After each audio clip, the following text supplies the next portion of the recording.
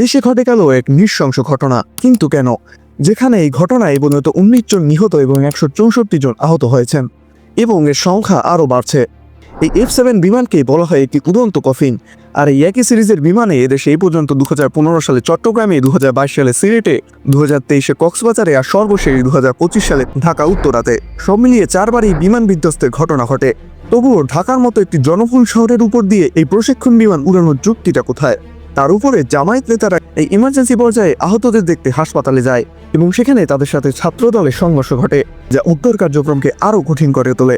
ওদিকে দুর্ঘটনার সুযোগ নিয়ে রিক্সা সিএনজিওয়ালারা তাদের ভাড়া সাজানো নিতে 4 থেকে 5 গুণ বেশি রাখছে।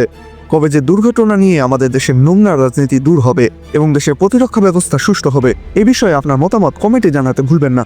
ভিডিওটি শেয়ার করে সবাইকে এই বিষয়ে জানাতে পারেন এবং এমনই বিভিন্ন বিষয়ে গভীর বিশ্লেষণের জন্য আমাদের সাবস্ক্রাইব করে রাখতে পারেন।